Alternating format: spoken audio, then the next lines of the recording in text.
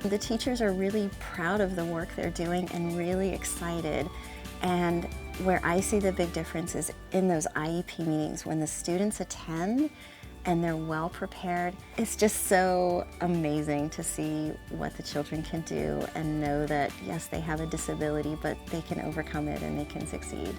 I love the fact that when parents come to that meeting and they see their student sitting across the table from them and they hear their child talking about the things that they're good at, the things that they realize that they need to work at, and the things that they need from both teachers and parents to help them be most successful, I think it gives a parent a sense of pride that their child is that knowledgeable and is able to advocate for themselves. And it gives them a sense of comfort as they move forward in their learning process and in their schooling. But when students aren't adequately prepared, when they're just sort of thrown in and someone's like, oh, you're here for your IEP meeting, let me tell you what an IEP is, they don't know what to say. They're overwhelmed by having so many adults in the room, so that advanced preparation is just critical to the success of this process. Well, you said that you wanted to help me write your present levels of performance, and that you also wanted to write your goals so that everyone can understand them. So in order for us to begin that process, we need to look at your data.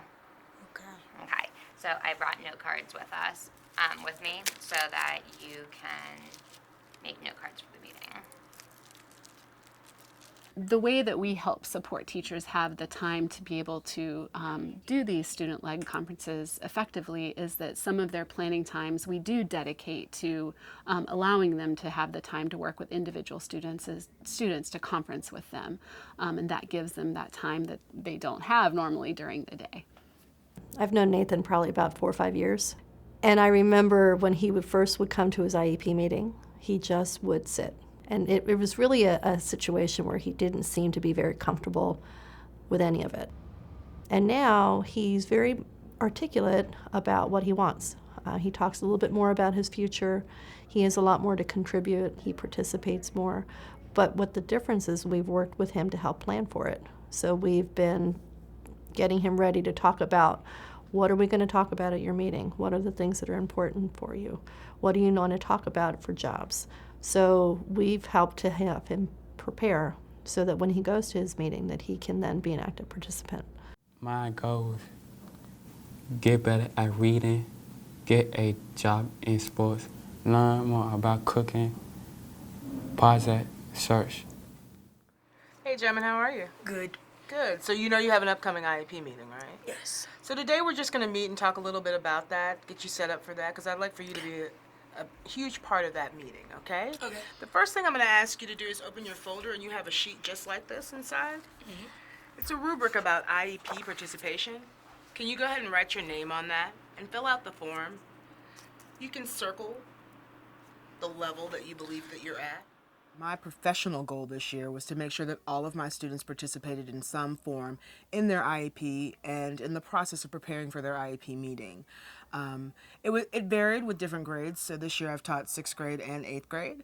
With 6th grade, it was more just about them being able to participate in talking about strengths and weaknesses and things that were helpful in the classroom, because that's also helpful to me. Let's talk a little bit about some of the strengths and weaknesses that you have in the classroom. Okay. What do you think some of your strengths are?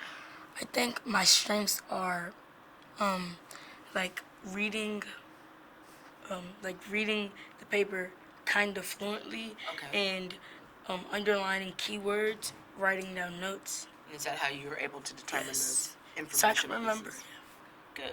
One of the things that we can do working in the classroom if you're preparing with an IEP, it does take a lot of preparation time on the teacher's end of it to have the materials together, but if you're going to be working in a technology class, then perhaps the templates and all that you're working on are going to be responses that will be generated into IEP meeting responses versus something that maybe it's a different topic that you're working on. So you can incorporate your IEP meeting into your technology classes.